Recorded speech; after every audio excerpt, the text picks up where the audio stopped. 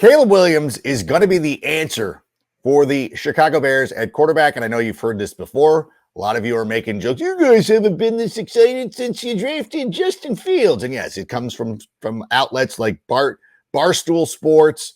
But it's not just like Packers cheese lover 4569 or something, but like actual football people like Ross Tucker are making jokes like this. Although Ross Tucker played his football at Princeton, which means that's kind of akin to, working at Burger King and declaring yourself royalty. But he's a respected he's a football person. But still, I find these jokes super lazy and just unimaginative. And listen, there are reasons why this is going to be different for Caleb Williams, even good ones. And now, to be fair, there is an honest criticism of the Bears when it comes to developing quarterbacks. It's not like, look, they haven't been good at it. They develop quarterbacks the way Taylor Swift develops long-term relationships. You know what I'm saying? Like, they're not, the only downside is like the Bears don't get awesome songs. We get musical parodies by David Swirsky. That's it. We don't get like the hits. We don't get Shake It Off or anything like that. But you know what?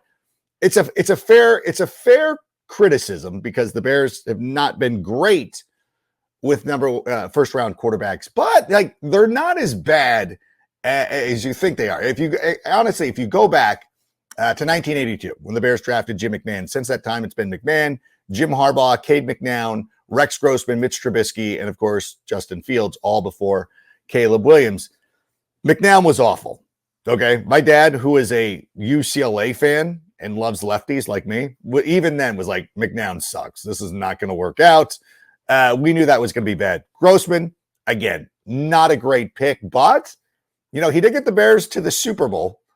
So he accomplished sort of what Dan Marino accomplished in Miami, outside of the 50, 60,000 passing yards, but still got us to the Super Bowl. Not great. Jim Harbaugh got his team also to the championship game. I mean, it was the AFC championship game and it was the Colts, but still, I thought that Jim Harbaugh was still a good pick. I think this is a Mike Ditka problem more than anything else. And listen, speaking of Mike Ditka, he did not develop Jim McMahon, one of the most prolific passing quarterbacks in college football history, did not get a real chance to throw the football in the NFL. But again, here's the thing about Jim McMahon. Won a Super Bowl with his team.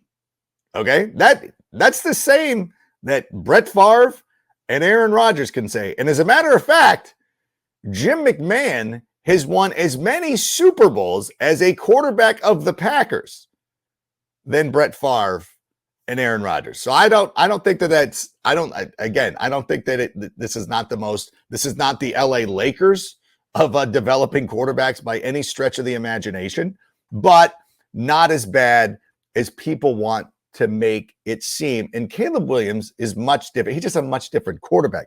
But let's look at the last two guys who failed for the Chicago Bears. And we'll start with Mitch Trubisky and Justin Fields. Now, Mitch, for starters, should have never been he should have never been drafted in the first round. Listen, go back. There's YouTube videos of me saying I'm done when they drafted. It was the worst imaginable draft pick. It was awful. I mean, like, this guy played football in Ohio in high school and then didn't go. He didn't go to any other. He didn't play college football in Ohio. He didn't even stay in the MAC. He had to go down to a non-football school.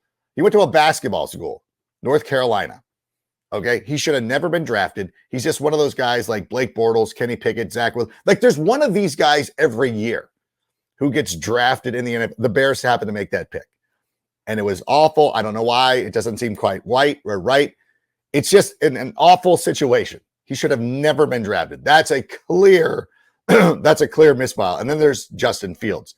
And we've seen the SpongeBob meme of Justin Fields, like, oh, I wish I would have had all of these weapons. Like, yeah, I kind of do too. I kind of wish he had Caleb Williams' weapons when he was coming in, but unfortunately, that's just not the way it works. Like, think about this. Have you ever gone back to your college campus and you're like, oh my God, this place is much more amazing than it was when I went here? That's what it's like. Yes, Justin Fields, I'm sorry. You walked in, You came to the Chicago Bears at the wrong time. You got invited to an office party and you showed up before the open bar, yet you still got hammered. And now it's time to leave and you got to go. I mean, listen, one time I met Tiffany Amber Thiessen back when I was running food at the Irvine Improv, and it wasn't right. It wasn't the right time. Had I met her when, I was, the world famous Adam Rank, things could have been different. But I was just food runner Adam Rank, who ran plates of food out on Thursdays and Saturdays and sometimes Fridays at the Irvine. It wasn't going to work. I didn't even have the clothes to even, like, somebody asked me a lot of times, like, hey, why didn't you say? I'm like, what would I do? Pull up in my busted up Civic wearing a Blink 182 t-shirt? It wasn't going to work. But it just happens. But also think about the situations that both of the last two guys came in with. Like with Mitch Trubisky, they signed Mike Glennon and then they drafted him, started an automatic quarterback controversy. Justin Fields signed Andy Dalton and then drafted him, instant quarterback controversy. Actually, it's kind of a thing. And remember, the guy who did this is not with the Chicago Bears anymore. As a matter of fact, he's with the Atlanta Falcons, the team that just signed Kirk Cousins and, quarterback controversy, drafted Michael Penix. So yes, that's a Ryan Pace thing. That is not a Chicago Bears thing. And that's why this is completely different. And again, I'm not going to, listen, the scouting is the scouting. We've heard Caleb Williams being compared to some of the great quarterbacks in the past. Daniel Jeremiah had him as his number one prospect coming into the season. A lot of people who study the game of football believe that Caleb Williams is talent-wise, is one of the best coming into the league. And what's also undeniable is that he's coming back into the best situation of anybody. Going back and thinking about this, like talking about Justin Fields, like look at what Ryan Poles has built here. Okay, he's erased the situation that Justin Fields went in by sending him out. Like he sent him out for a potential 4th round pick. And you know what? They could have perhaps gotten a little bit more had they waited till training camp. Perhaps a quarterback goes down. Maybe you can flip him for a second. But you know what? He understands the situation and what he needs to do. And he has he got rid of the old way of the way the Bears used to operate. Like the old Bears would have held on to Chase Claypool, the lone blemish of, Ryan Poles' career. And again, like that's like, and I understand this is the one thing, like I walk in, I run into people like, oh, what's Poles? I'm like, because I always tell people that I trust Ryan Poles. They're like, really? Chase Claypool? Like, okay, like what? Like even Paul McCartney has written a terrible song, but you go on, you live and let die. Maybe I'm amazed. Like what? Like those are the good songs, by the way. I'm not saying those are bad songs, but I'm saying like everybody, like every GM's going to have a bad pick. Every musician, Harrison Ford, believe it or not, has made a bad movie. The Clune Dog has made bad. Like it's okay. Like these things happen. It's not that big a deal. So again, now that here's what Ryan Poles did. It's like going out and you're hosting a party and you buy a bunch of White Claw and people are like, hey, nobody wants to drink this garbage. And instead of forcing it down your throat, he's like, okay, we'll adjust. And that's what he's done. He's like reset this Bears roster. Think about it now. Like DJ Moore, Keenan Allen, Tyler Scott, Cole Kmet, Khalil Herbert, Roshan Johnson. He goes out there. They signed DeAndre Swift. They signed Gerald Everett. Of course, I just mentioned Keenan Allen a moment ago. And then they draft Rome Odunze. I don't think people understand how significant this player is. And even again, go back to Daniel Jeremiah's list. The Bears ended up walking away with 2 players from his top 5. Matt Harmon was on the Sick Podcast with Adam Rank and talked about Rome Odunze checking all the boxes. One of the best players that he scouted in the reception perception. They walked away because the old Bears would have gone out there. They would have either traded down. They would have traded down to get multiple picks. We need more picks. No, you need superstars. That's exactly what they needed.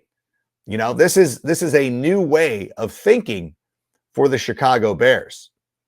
And so for me, that's why everybody is going crazy.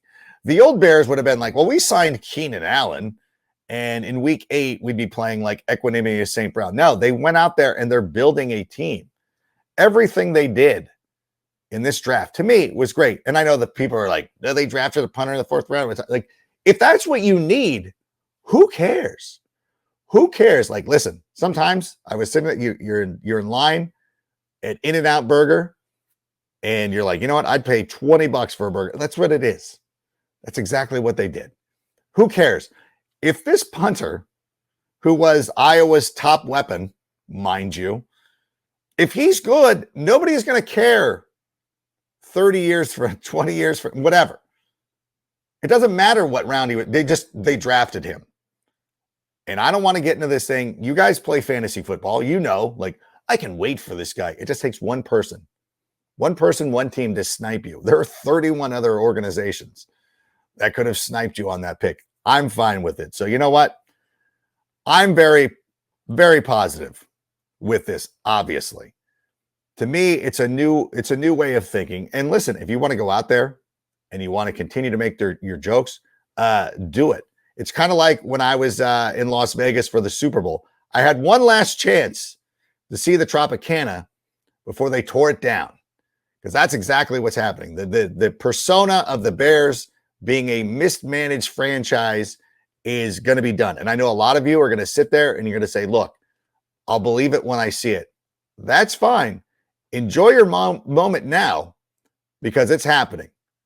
And I want to thank everybody for being here. Thanks to everybody over the weekend at Game Room Chicago who hosted us for a great draft event. If you're ever out in Chicago looking for a place to stay, the historic Chicago Athletic Association Hotel, I could not recommend it enough. But do want to thank Game Room Chicago. It is such a cool place. They got there's so many activities. They got skee ball. I didn't get a chance to play skee ball. I was bummed out, but there's billiards. There's like Pop-A-Shot. There's all sorts of things. Great food. The food was pretty amazing. People were impressed. Great signature cocktails. I had a couple of old fashions. It was amazing. I want to thank them, and I want to thank you all for being here. So we'll be back. We'll be dropping some content, some fantasy content over the next couple of days. Chad Ryder of the NFL.com will be here on Wednesday for Take It to the Rank. But I just wanted to sit here and share this with you today, because I think, it was important to talk about. So thank you so much. And also thanks to Ronnie with the Tape Never Lies Network, who also helped us immensely. And not needless to say, too, Tyler Scott, Ryan Heckman, who are also a part of the show. So thanks, everybody. It is going to be a great year for the Chicago Bears, and I can't wait to talk more about it. So until that time, bear down. And Sammy, go ahead and play us out. And that's a wrap. Hope you don't miss us too much until next time. Follow the Sick Podcast with Adam Rank on YouTube, Instagram, Facebook, Google Play, and Apple Podcasts.